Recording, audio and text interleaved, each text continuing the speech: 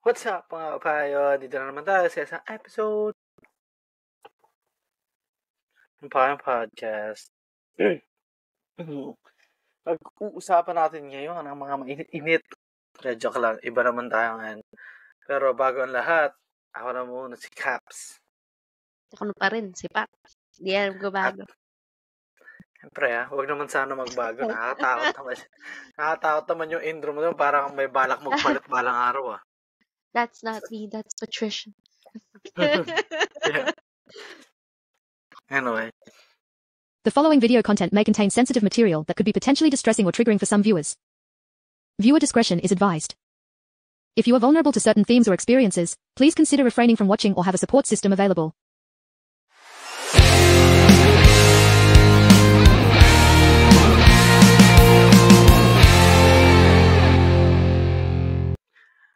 So, ayan, nandito na naman tayo sa isa init na Sunday morning. And gusto lang natin pag-usapan dahil this weekend, nag-bonding kami. Tinatopad. Nag-bonding kami. And nanood kami ng series kasi nakita namin sa TikTok na maganda daw panoorin yun. And kaya tapusin ng one day, which is talaga naman wala pang one day. Parang wala pang 12 hours yung tinapos sa atin yun. Meron naman. Wala. Feeling ko. Parang nagsimula tayo hapon 4. Hindi ba siya 1 hour per episode? I don't think so. Kasi parang masyado siya mabilis. So, I don't know. We'll see. Nakalimutan ko pero natapos naman natin. Basta the point is kaya siyang tapusan in one day. Wala pa. Less than pa. Basta yun. So, kakaya niyo panoorin. Ang ganda. Nung una talagang rin ako Doubtful. Kasi ang corny. Nakokornehan ako dun sa pilot episode. Nakokornehan ako dun sa acting. Mm-hmm. Nung mga lead stars. Pero over time, nag-improve siya and magaling naman. Siguro kasi bata pa sila doon. Hindi pa sila marunong acting. So, throughout the series magaling na. And maganda yung mga lessons na talagang makakukuha mo doon after watching it. Parang aside sa paiyakan, talagang paiyakan, tumatawa kayo, umiiyak kayo, nakakatawa din. Tsaka, also, kung papanoorin nyo to, spoiler alert. Okay? Spoiler alert. May mga spoiler dito. So, kung gusto nyo, panoorin nyo muna yung series. Tapos pakinggan nyo. Panoorin nyo. Para makaisip kayo na, dangbangis nung na perspective nila. Tapos kung meron din kayong ibang nakita rin sa series, panoorin nyo, sabihin nyo rin down below. Wow. Comment down below. Here's the bell button for notification of our new content. Pero anyway, yun na. Ako pala si Caps. Paalam. Tapos na. Yun na yun. Tapos na. Sorry. So, eto nga. Plano ko lang i-list yung lahat ng lessons na nakuha namin or napulot dun sa series na pinanood namin siya. And nakatulog kami agad kagabi so hindi na namin siya napag-usapan. One day. Baka malito sila. Baka yun yung panoorin nila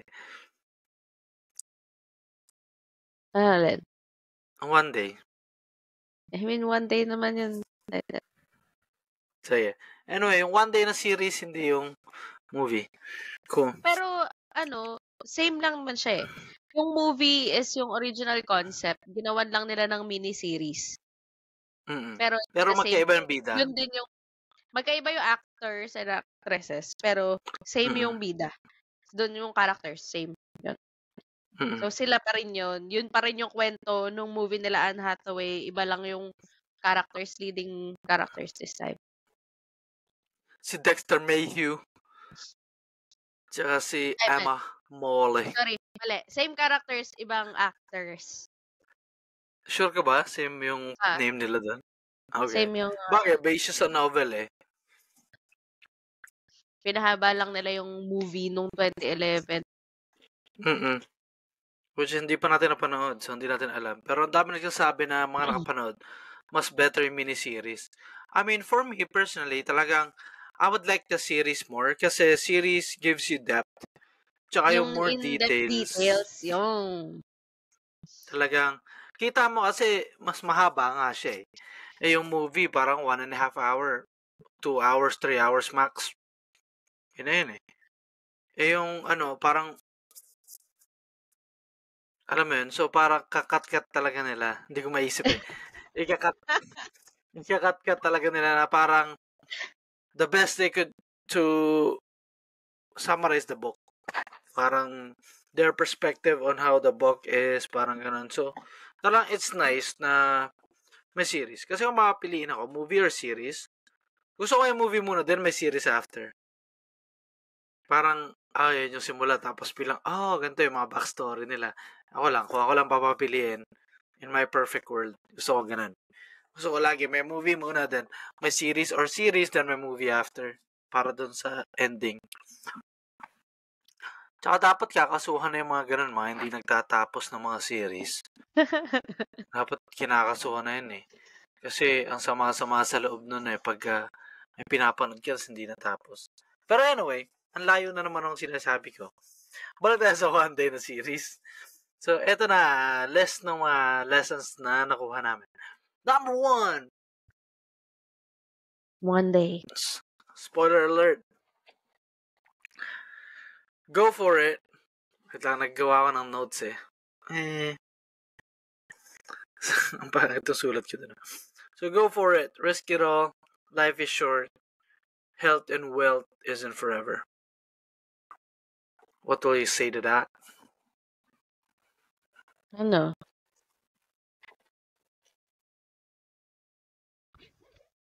Alam. Kasi medyo relatable siya sa atin. In a way. Kasi, ang difference lang is, sila kasi they stayed friends all throughout.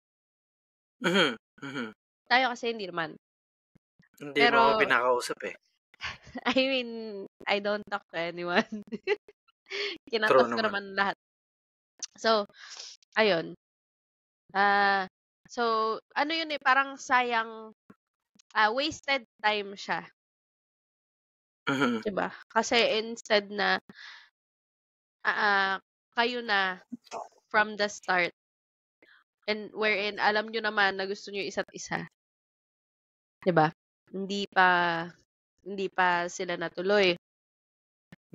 Kasi they're not ready to be together. So, they're running around, ganun. Doing their own thing.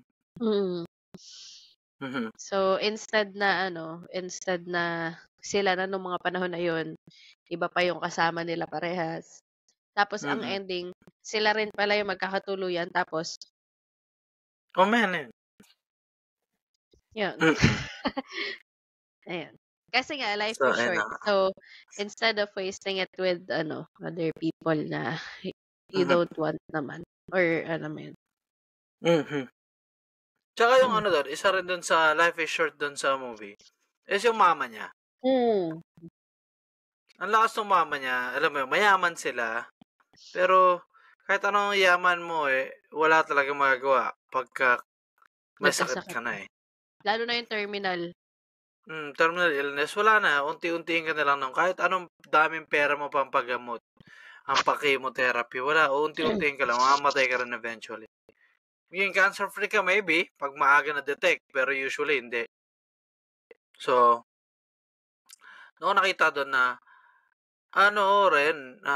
parang spend time with your family if you can. Kasi yun ang alam yung birthday ng mama niya, pinapunta siya doon. Late pa siya. Kasi nag-party siya the night before. Parang hindi niya binagbibigyan ng halaga. Kasi nandiyan pa nakikita niya pa He didn't realize it until she was gone. Then, yun na, lalo na siyang nag-downhill slope na talaga from there. Na, talagang he hit rock bottom. Kala niya yung career niya tuloy-tuloy na. Yung maliit niyang career. Which is nawala rin dahil nasira niya nga. So, malas. So, life is not forever. Just keep that in mind. Talagang, ang buhay natin dito talagang hiram lang. Pwedeng kunin anytime. Uy! Grabe ba? So, ayun. Life is short. Guys. So, kung may gusto kayong sabihin, do it. Huwag nyo nang isipin kung anong iisipin ng iba. Kasi kahit anong gawin nyo sa buhay, meron at merong masasabi yung ibang tao. Focus on yourselves and ignore the haters. Wala ka naman magagawa dun miserable yung buhay nila, kaya tinatrash to ka na lang nila. Alam mo yun? Meron silang energy and time na pwede nilang sayangin to make that comment para masira yung araw mo. It's on them. If they live on negativity, parang sa kanila na yun, huwag kayong magpapadala. Kasi like I said, life is short. Kung madadala kayo ng mga ganyan, nagsayang kayo ng oras, and then, hinayaan nyo lang silang manalo. So, that's for me. Risk it all pati. Talagang, marami nagsasabi na never jump with your 2 feet or something in the lake. I don't know. Can't remember the saying. Pero sometimes, it's okay to jump.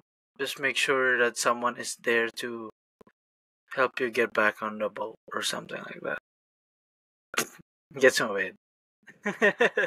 Gumawa lang ako ng bagong saying ko dito. So, ayun. But, ikaw, may dadagdag ka ba doon? Dun sa take risk? Wala. Kasi, takot din ako mag-risk. So, hindi ko alam kung ano yung dadagdag ko kasi ako din. Hindi naman ako nag-risk. So, dapat baguhin mo na yun. Nanood na tayo ng one day. Hindi na. Okay na ako. Okay na ako dito. Anyway. Let's go to the next one. Kasi ayaw niya na dun. Kaya, lalabas ko lang ang aking S-Pen. Mayabang naman ang buying phone. Stephen yan, S-Pen. Ang funny. Ulitin pa. Stephen, S-Pen. Ito na. Kasi nga ayaw mo nagre-risk. Kung pangalawa ko nakuha dun sa kanila, na naalala ko, it's never too late to chase your dreams. Don't be afraid to start over. Ooh. So, ikaw. Ayaw mo magsalita. Alam ko na yung sasabihin mo sa akin wag na yun. Hindi. Sabihin mo muna. Feeling ko kasi, itong thought ko is, dugtong-dugtong siya hanggang dun sa next na, yung, ikaw muna. Kasi nga, yung akin dugtong-dugtong. Hindi. Ako muna. Sige, ako muna. Ikaw muna. Ano sabi mo dun sa pangatlong point? Malawa pa lang to. Ay, kasi yung risk. Take risk. Magkasama yun sila dun sa una. It's never too late to chase your dreams. Don't be afraid to start over. Ayun. Nilagay ko.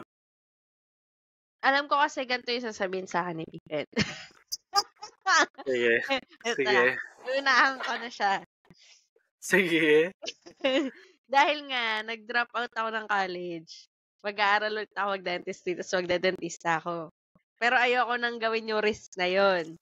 Kasi, wala. I feel like I won't have the time and energy. Kasi nga, sisik din naman andyan na. So, nagtatrabaho din ako.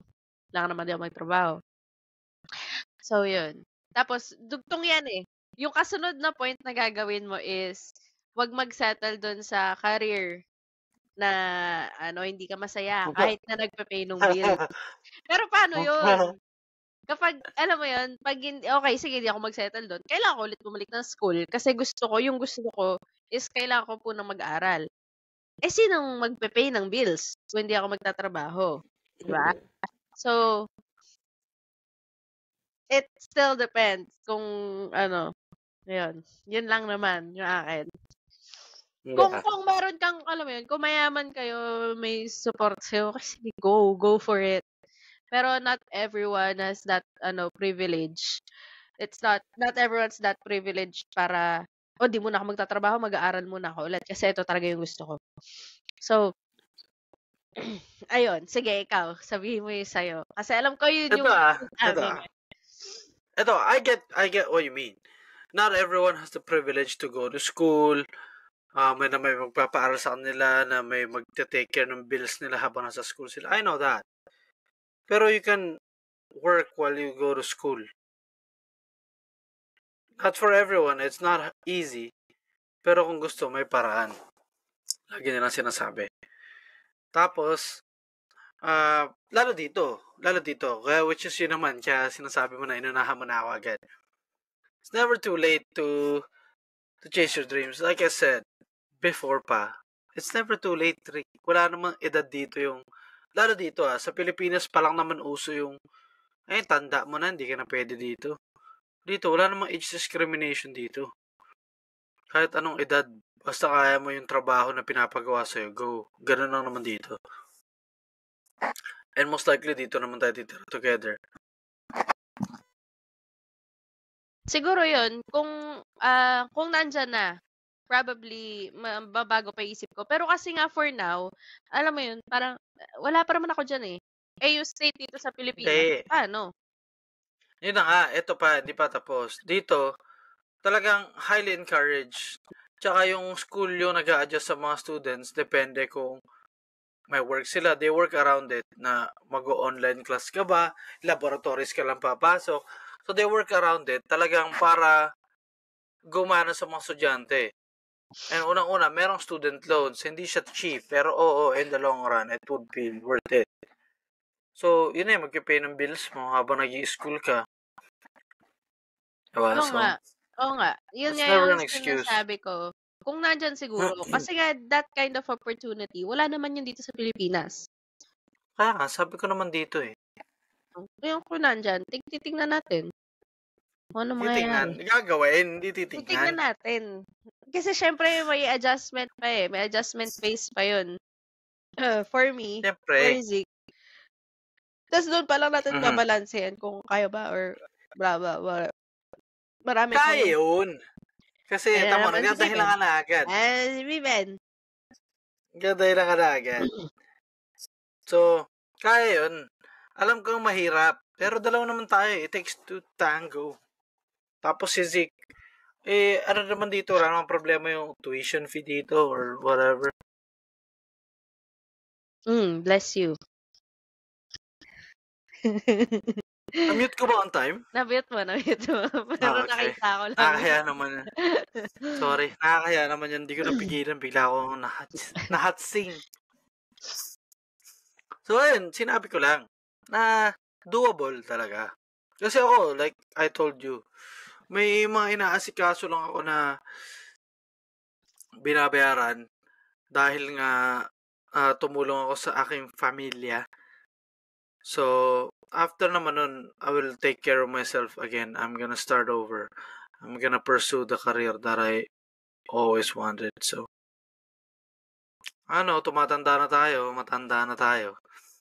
Malapit na tayo mag-big 3-0. Mauna ako sa'yo ng ilang buwan eh. Ano ka? Ng ilang taon? 19 pa lang ako eh. Malapit na tayo mag-big 3-0. So, it's never too late. I know, it's kind of frustrating minsan pag iniisip mo yun na, shit, wala pa akong ginagawa. Kasi, nagsistay din naman ako sa mga job na comfortable ako, which is before dun sa grocery na work ko. Comfortable ako dun eh. Okay naman ako. Alam ko na yung ginagawa. Pays the bills, pero wala. Nagstay ako dun for a bit. I wasted my time, I feel like. So, maganda rin yun. Na-experience ko yun. Kasi parang, at least, di ko na ulitin. Tsaka, alam mo na yung baseline nung kung ano yung shitty job. So, parang pag nararamdaman mo na ulit yung nararamdaman mo doon, this job shitty now, so you know when to dip out. Parang ganun. Kasi dun lang sa work na yun, pa nag-call in sick ka, galit. Bakit daw di ka nagsabi na mas maaga? Like, alam ko ba magkakasakit ako today? So, anyway, so yun nga, pinagsama na natin yung never settle for a job that is fulfilling or a job that pays the bills kahit na ayaw mo yun. Kasi it will hinder your chance to start over again dahil nga comfortable ka na dun, kumikita ka na ng enough para dun sa lifestyle na gusto mo. Pwede na yun. So, hindi yung pwede na. Ako, ano kasi ako, hindi naman settling for less, pero okay na ako dun sa mediocre type na, alam mo yun, kasi I don't live a much luxurious life. Alam mo naman ako, masyadong frugal and, thrifty. And, alam mo yun. The Chinese in niya. So, I don't really need that much na income kung it's just me and Z. So, as long as it would be nice though. Bills, it would be nice. Kasi, to have that savings, kasi nga pagka balang araw, pag nag-uni si Zeke, at least hindi siya na kailangan mag-student loan. Diba? Parang yun na yung pinakatulong natin kay Zeke na under 18 years of her life, alam mo yung kasama niya ang pamilya mo, and then the later years kasama niya tayo, para pagdating niya ng college, hindi na siya magkabaon-baon. Makapag-start, alam mo, maganda yung head start niya para sa future niya, lalo pag nandito na. Kasi, maganda nga education dito, mahal naman din yung education, talagang mahal. Pero ang maganda nga lang din dito is, very achievable. Kasi yung mga banks talagang left and right, go, student loan, let's go, buddy. Doon sila kumikita laki kaya ng interest nun. Pero, guaranteed naman din na makakapagtrabaho ka dito. I mean, not all careers, pero majority. Lalo yung ganyan sa health. Sa health and healthcare. So, ayun. So, maganda siya. Patuloy mo siya. Pagdating mo na dito. Tsaka napag-usapan naman natin yung before. Na talagang we're making sure na ang future ni Zeke is safe. Yun naman yung importante. Kaya nga okay lang ako, hindi na kailangan mag-aral. Basta yung future ni Zeke. Hindi yun. Yun. Hindi yun, okay. Hindi yun okay. Ayoko na ulit mag-aral. Hindi yun okay. Huwag mo ihikayatin yung mga manonood natin na huwag na mag-aral. Hindi ako yung diploma o diskarte. Hindi ako ganun. Guys, kunin nyo yung diploma nyo. Okay. Huwag kayong gumaya sa akin. I'm not saying na... Get your scroll. Hindi. Ano yung nakalagay sa scroll niya? First honor siya. Dahil dito. Hindi ko sinasabi na mas importante yung diskarte kaysa sa diploma. Okay. Importante pa rin yung diploma kasi it gives you more opportunities. Totoo yun. Kasi yung cashier nga kailangan 4-year course graduate Diba? Which is so stupid. Dito nga high school High school cashier Diba? Kasi pero ba't kailangan sa atin 4-year grad? Like, what, man? Like, sino yung unang HR na nagsabi na kailangan natin to ng 4-year grad? Like, di ka ba parang mag-add nung high school ka? Natuto ka lang ba nung graduate ka na ng college? Tsaka hindi ka na mag-add dun i-scan mo lang Tapos nandun na yung number, sabihin mo dun sa tao. Tapos magkano yung binayad sa'yo? Ito yung sukli, At kailangan mo ng 4-year course dun. Ayun. Wala. Ewan ko, stupidity lang. Anyway, pero yun nga. Kung sino yung HR na yun, stupid siya. Yun yung point ko. Hindi ko naman sinasabi na huwag kayong mag-diploma. It's just me. Okay? Frustration ko pa rin yun na hindi ako nagkaroon ng diploma at akong tapos. Pero hindi ako risk taker. I don't wanna take a risk na mag-aral ulit while nagtatrabaho or mag-aral and mag-stop magtrabaho. Any of those scenarios. Sa ngayon, I don't wanna take that risk. Okay? It might change in the future. Di natin alam. Kasi si Stephen, mapilit yan So, tignan natin. Pero for now, ayoko pa. Good. Good kasi mapipilit mo ako. Ganon. Alam ko naman, di ako titigil. Hindi kita papatulugin. Sisigawan kita sa tenga mo. Matutulog na. Every night. Hanggat hindi ka nag-i-enroll. So, ganun yung gagawin ko. Talagang wala kang kawala sa akin. Kasi hindi ka risk taker, ha? Ayaw mo magte-take ng risk, ha? Ayun. So, ayan. Tama na yun. Check na natin to. Ika lang. Check ko lang to. Check. So, meron pa tayo. Ay, hindi ko pa pala yun. Ay, ba't chinekan ko na yung kanina pala? Nabura yung box. Game. Eto naman. Tapos na tayo sa medyo seryosong topics. Dito naman tayo sa...